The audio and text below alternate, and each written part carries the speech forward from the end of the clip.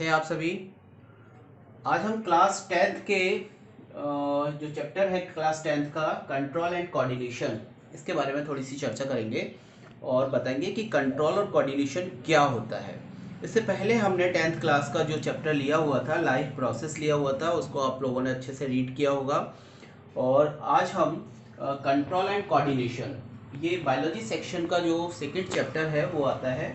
इसमें कंट्रोल और कोऑर्डिनेशन, ये जो कंट्रोल और कोऑर्डिनेशन की जब बात होती है तो ह्यूमन बॉडी में कंट्रोल और कोऑर्डिनेशन और प्लांट बॉडी में कंट्रोल एंड कोऑर्डिनेशन थोड़ा सा डिफरेंस होता है उसमें। जब भी हमारी बॉडी किसी भी चीज़ को कंट्रोल करने का काम करती है और कोऑर्डिनेशन करने का, यानी कि आप ऐसे समझिए कोई क्रिकेट टीम है तो वहाँ पर कोई कैप्टन है तो वो पूरी टीम को क्या करता है, कंट्रोल भी करता है और कोऑर्डिनेट भी करता है कि पूरी एक संतुलन बैलेंस बना रहा है, पूरी टीम के अंदर बैलेंस बना रहा है, किसको क्या काम करना है, ये सब काम एक कोऑर्डिनेशन की तरह करता है। ऐसे हमारी बॉडी के अंदर भी कोऑर्डिनेशन होता है। और ये कोऑर्डिनेशन और कंट्रोल दो अलग अलग उससे होता है। एक तो नर्वस सिस्टम इसमें इंक्लूड होगा, यानी कि हमारा जितना भी जो हमारी बॉडी है उसमें जो नर्वस सिस्टम है ये बहुत महत्वपूर्ण भूमिका अदा करेगा। और दूसरा होता है फाइटोकेमिकल, यानी कि जो हार्मोन्स होते हैं हमारी बॉडी में, जो हार्मोन्स कुछ एंडोक्राइन ग्लैंड्स होती हैं, उससे जो हार्मोन्स सीक्रेट होते हैं तो वो हार्मोन्स भी उसको कोऑर्डिनेट करने का काम करते हैं। जैसे जो भी हमारी बॉडी ग्रोथ कर रही है या कभी कोई जैसे कोई डर बैठ जाता है तो आपके अलग हार्मोन सीक्रेट होते हैं, तो अलग अलग एज पर एक हार्मोन सीक्रेट होते हैं। तो ये सभी जो हार्मोन्स रिलीज करने का काम जो होता है वो एंडोक्राइन ग्लैंड्स के द्वारा होता है। अब हम यहाँ पर बात करेंगे कि जो हमारी बॉडी यानी कि ह्यूमन जो बॉडी है उसके अंदर और प्लांट बॉडी दोनों में क्या सेम होता है? नहीं, सेम नहीं होता। प्लांट बॉडी के अंदर जो क्या है, नर्वस सिस्टम तो होता नहीं है, अवेलेबल होता नहीं है, तो जितना भी कंट्रोल और कोऑर्डिनेशन का जो वर्क किया जाता है वो हार्मोन्स के द्वारा किया जाता है और हार्मोन से ही ज्यादातर वहां पर होता है। अब यहाँ पर सबसे पहले हम प्लांट के अंदर पढ़ेंगे, फिर उसके बाद एनिमल बॉडी के अंदर पढ़ेंगे, ह्यूमन बॉडी के अंदर पढ़ेंगे किस तरह से कंट्रोल और कोऑर्डिनेशन का वर्क जो है वो किया जाता है। तो प्लांट्स के अंदर, plant do not have nervous system, plants के अंदर कोई भी नर्वस सिस्टम अपियर नहीं होता। एंड सेंस ऑर्गन्स, किसी भी तरह के कोई सेंस ऑर्गन्स नहीं होते। जैसे हमारी बॉडी में सेंस ऑर्गन्स होते हैं, संवेदी जो अंग होते हैं वो होते हैं, जैसे ईयर है, आईज है, टंग है, स्किन है, नोज, इस तरह के जो सेंस ऑर्गन्स होते हैं वो क्या करते हैं, रिसेप्टिकल होते हैं, उनमें रिसेप्टिकल होते हैं, तो वो रिसेप्ट करने का काम करते हैं किसी भी इंफॉर्मेशन को, और वो तुरंत कहाँ पहुंचाते हैं, ब्रेन के अंदर पहुंचाते हैं उस चीज को। जैसे मैं बोल रहा हूं तो वो आपकी समझ में आया और तुरंत आपके ब्रेन ने उसको कैच किया। तो इस तरह के जो सेंस ऑर्गन्स होते हैं वो किसमें नहीं होते, प्लांट्स के अंदर नहीं होते, but they can still sense things. The plant can sense the presence of stimuli like light, gravity, chemical, water and touch। जो प्लांट्स के अंदर जो स्टिम्यूल होते हैं, जो संवेदी अंग होते हैं कुछ, वो कौन कौन से होते हैं? लाइट, प्रकाश, दूसरा ग्रेविटी जो गुरुत्वाकर्षण होता है वो, केमिकल कुछ जो रसायन होते हैं वो, वाटर एंड टच। जब भी हम किसी को टच करते हैं, आपने देखा होगा कोई बेल होती है तो वो किसी न किसी सहारे से लेके ऊपर चढ़ जाती है, तो वो भी एक तरह का संवेदी सूचनांक है। या फिर हम किसी भी प्लांट्स को टच करते हैं, जैसे माइमोसा प्यूडिका होता है, छुई मुई का जो प्लांट होता है, उसको जैसे ही आपने टच किया तो वो मुरझा जाएगा। तो इस तरह का जो सेंस ऑर्गन्स होते हैं वो प्लांट्स के अंदर होते हैं। Okay, there are 4 major type of phyto hormones. यहाँ पर कुछ हार्मोन्स भी सीक्रेट होते हैं, फाइटो हार्मोन्स जिसको हम कहते हैं, प्लांट्स हार्मोन्स कहते हैं। उन हार्मोन्स के द्वारा ही इनके अंदर जो कोऑर्डिनेशन और कंट्रोल का वर्क किया जाता है, किसके, प्लांट्स के अंदर। तो प्लांट्स के अंदर ये 4 तरह के कुछ हार्मोन्स जो मेजर हार्मोन्स होते हैं वो बहुत इंपॉर्टेंट होते हैं। सबसे फर्स्ट आता है यहाँ पर हार्मोन्स में ऑक्सिन हार्मोन्स, नाम सुना होगा आप सभी ने, ऑक्सिन हार्मोन्स। दूसरा आता है जिब्रेलिन हार्मोन्स, तीसरा आता है साइटोकाइनिन हार्मोन्स और चौथा आता है एब्सिसिक एसिड। ये 4 तरह के जो हार्मोन्स होते हैं वो प्लांट्स के अंदर होते हैं। हमारी बॉडी में भी अलग अलग जो एंडोक्राइन ग्लैंड्स होती हैं उनके द्वारा भी सीक्रेट हार्मोन्स होंगे, वो हम नेक्स्ट जो वीडियो होगा उसके अंदर चर्चा करेंगे। तो ऑक्सिन जो हार्मोन्स होता है, auxin hormones promote cell enlargement and cell differentiation. Auxin hormones क्या काम करता है? सेल एनलार्जमेंट को और जो सेल का डिफरेंटेशन होता है उसको प्रमोट करने का काम करता है ऑक्सिन हार्मोन्स। यानी कि आपने देखा होगा जब भी कोई प्लांट्स ग्रो करता है तो यहां पर जो उसके टिप वाला जो पोर्शन होता है, टिप वाला जो पोर्शन होता है वहां पर ऑक्सिन क्रिएट होता है, और यदि हम इस टिप वाले पोर्शन को कट कर देते हैं तो कुछ समय के लिए वो उसकी जो ग्रोथ होती है वो रुक जाती है ना। तो ये जो ऑक्सिन हार्मोन्स होगा वो टिप वाले पोर्शंस के ऊपर प्रेजेंट होगा। आपने देखा होगा कि इस ऑक्सिन हार्मोन्स का यूज हम जो कुछ खरपतवार वगैरह होते हैं उनको भी नष्ट करने के लिए करते हैं। ऐसे ही जो सेकंड हार्मोन्स होता है gibberellin, gibberellin promote cell enlargement and differentiation present auxin. ये ऑक्सिन की उपस्थिति में, ऑक्सिन हार्मोन्स जब प्रेजेंस होगा उस प्लांट्स के अंदर तब वो जिब्रेलिन हार्मोन्स भी कार्य करेगा। कुछ फ्लावरिंग के लिए भी कार्य करता है ये। तो ये क्या काम करेगा? ये भी सेल का एनलार्जमेंट यानी कि सेल की जो ग्रोथ है उसको क्रिएट करेगा, और जो डिफरेंटेशन होता है सेल का उसमें भी काम में आता है। ओके, तो जो जिब्रेलिन और ऑक्सिन ये दोनों एक साथ ही काम करते हैं। नेक्स्ट होता है साइटोकाइनिन। साइटोकाइनिन क्या काम करता है? Promote cell division of plant in plant. जो सेल का डिवीजन होता है यानी कि एक सेल से दो सेल्स बनने की जो प्रोसेस होती है, दो सेल से चार सेल्स बन जाएंगे, है ना, जो माइटोटिक डिवीजन होगा उसके द्वारा। तो इसमें क्या होता है? क्रोमोसोम्स सेम संख्या में होते हैं। जितने सेल्स इस सेल्स के अंदर क्रोमोसोम्स होंगे उतने ही इसके अंदर भी होंगे। ऐसे ही तो ये साइटोकाइनिन में जब सेल डिवीजन होता है तो दो सेल्स जो होती हैं उनमें माइटोटिक डिवीजन होगा, उससे एक सेल से दो सेल्स तैयार हो जाएंगे, दो से फोर सेल्स बन जाएंगी, टू से। तो यहाँ पर जो क्रोमोसोम्स की संख्या होती है वो सेम होती है। जितनी इस सेल्स के अंदर होगी उतनी ही जो न्यू बॉर्न सेल्स होगी उसके अंदर भी क्रोमोसोम्स की संख्या सेम होगी। तो ये जो सेल डिवीजन होता है ये साइटोकाइनिन हार्मोन्स के प्रेजेंस में होता है। साइटोकाइनिन हार्मोन्स सेल डिवीजन को प्रमोट करता है। और दूसरा वर्क ये करता है ओपन द स्टोमेटा।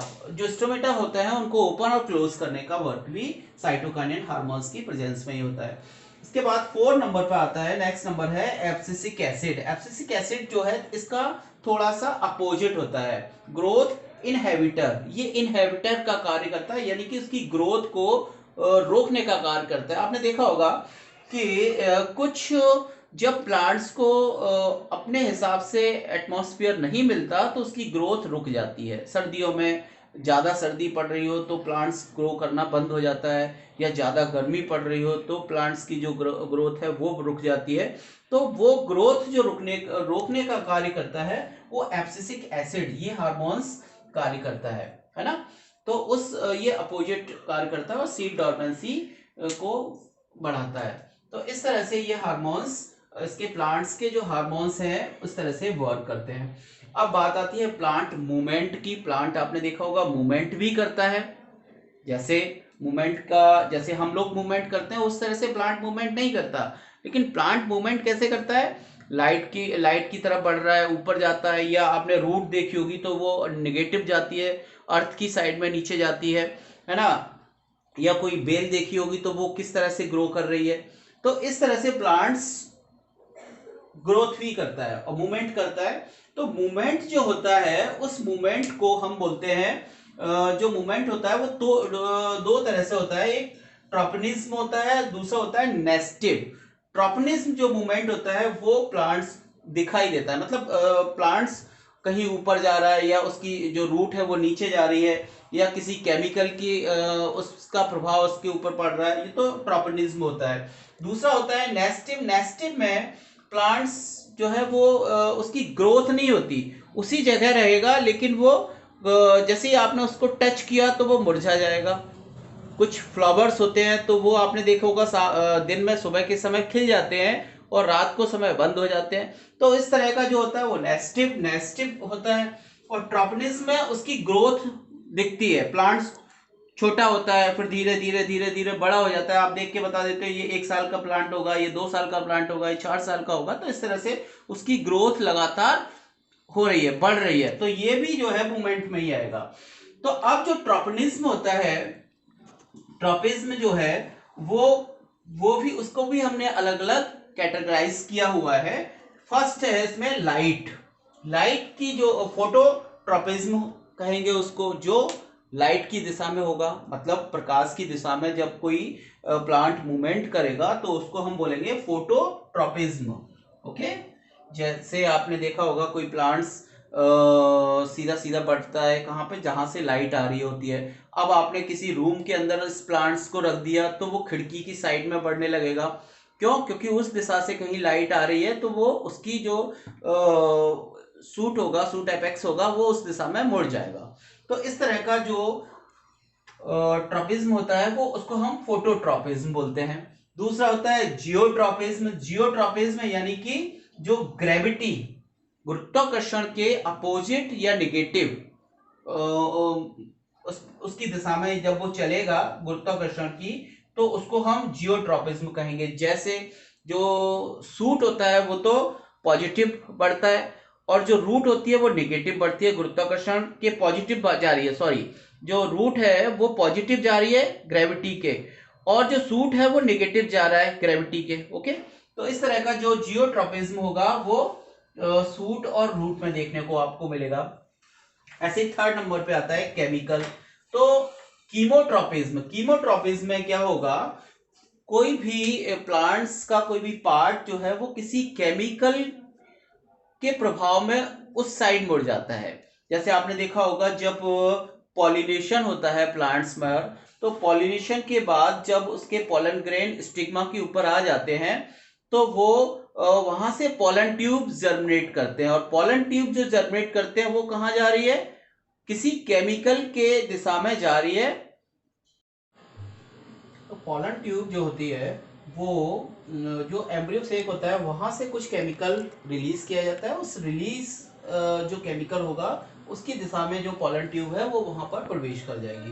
तो इस तरह की जो कीमोट्रोपिज्म जो होता है वो केमिकल के थ्रू होता है ना।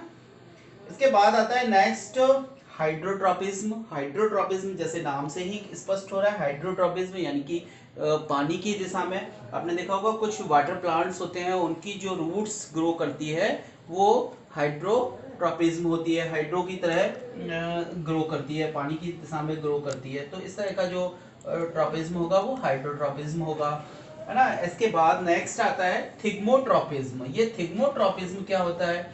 थिग्मोट्रोपिज्म आपने देखा होगा जब भी कोई बेल होती है वो ग्रो करती है तो वो उस पर एक ट्रेंडिल निकलता है, वो ट्रेंडिल इसको सपोर्ट करता है। ट्रेंडिल किसी से लिपट जाता है और वो उसको सहारे की आवश्यकता होती है, तब वो बेल जो है वो ग्रो कर पाती है। जैसे मनी प्लांट है उसमें भी ट्रेंडिल निकलते हैं, और भी जितनी भी बेल होती है उनके अंदर भी ट्रेंडिल निकलते हैं। तो वो जो होता है वो थिग्मोट्रोपिज्म कहलाता है ना, थिग्मोट्रोपिज्म। इस तरह से जो टाइप ऑफ ट्रोपिज्म हो गया, सबसे फर्स्ट आता है फोटोट्रोपिज्म, दूसरा आता है जियोट्रोपिज्म, तीसरा होता है कीमोट्रोपिज्म, नेक्स्ट होता है हाइड्रोट्रोपिज्म, और उसके बाद होता है थिग्मोट्रोपिज्म। 5 तरह का ये ट्रोपिज्म होता है।